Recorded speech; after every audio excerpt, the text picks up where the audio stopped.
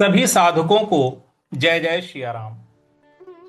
धर्म दर्शन कक्षा में आपका स्वागत है। आज से प्रारंभ हो रही है हमारी पंचतंत्र कथा ध्यान साधना श्रृंखला। आज की साधना कथा है सिंह और चतुर खरगोश। ये केवल एक कहानी नहीं है, ये मन को देखने, समझने और साधने का माध्यम है। यदि संभव हो तो अपनी आंखें धीरे से बंद करें, एक गहरी श्वास लें और धीरे से छोड़ दें। अपने मन को शांत होने दें। अब कल्पना करें, आप एक हरे भरे विशाल जंगल के मध्य में खड़े हैं। ऊंचे ऊंचे वृक्ष, हल्की हवा,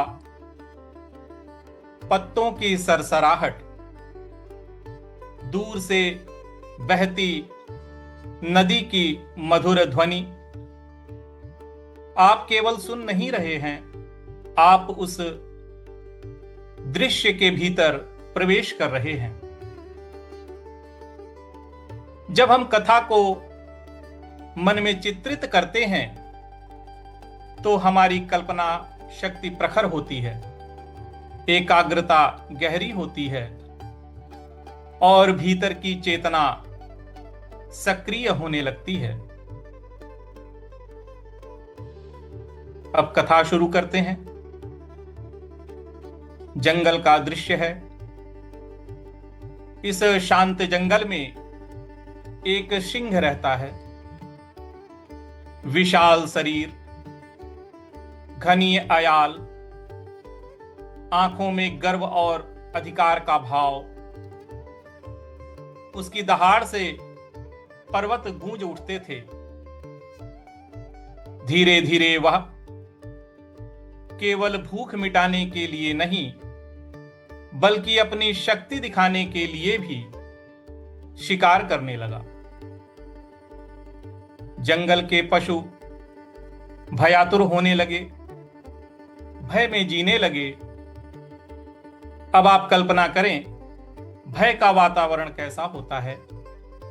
शांत जंगल भी जब भयभीत हो जाए तो वहां पूर्ण रूपेण नकारात्मक ऊर्जा का ही संवहन होने लगता है। सभी जगह उदासी छाई रहती है। इस अवस्था में एक दिन सभी पशु एकत्रित हुए। हिरण कांप रहे थे, बंदर चिंतित थे, पक्षियों का स्वर मंद हो गया था।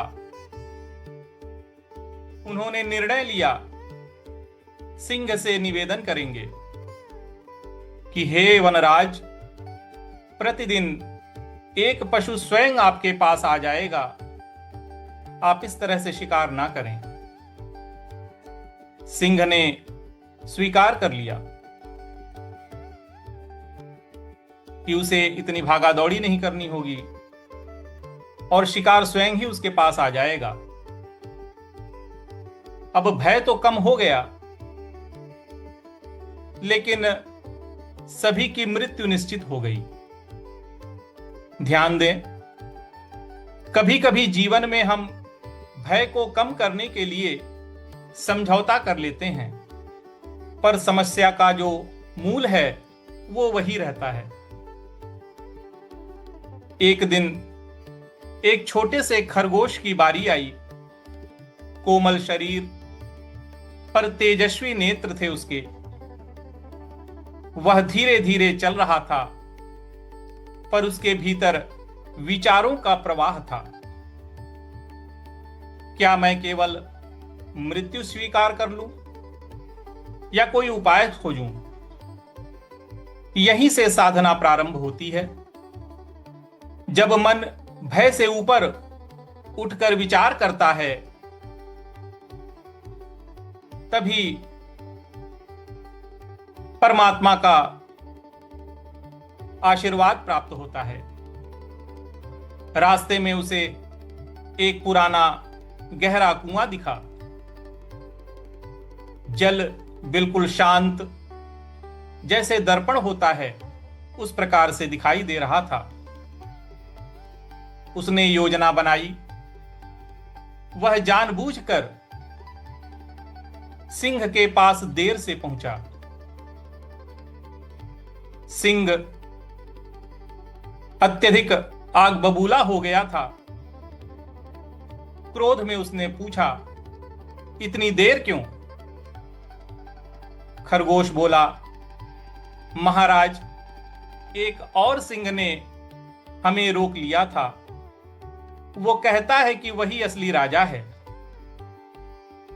अब कल्पना करें, जब अहंकार को चुनौती मिलती है तो भीतर कैसी अग्नि उठती है। सिंह क्रोध से जल उठा।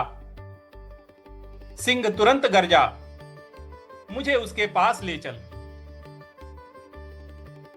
खरगोश यही चाहता था। खरगोश तुरंत उसे कुएं तक ले गया। सिंह ने जल में झांका तो उसे वहां अपना ही प्रतिबिंब दिखाई दिया, और वो इतना अहंकार में अंधा हो गया था कि वो प्रतिबिंब को न पहचानकर वो उसे सिंह ही समझ बैठा और बहुत गर्जना के साथ उसने दहाड़ लगाई। दहाड़ इतनी तेज थी कि उसकी प्रतिध्वनि कुएं से परावर्तित होने लगी और उसे लगा जैसे सामने वाला सिंह चुनौती दे रहा है। क्रोध में अंधा होकर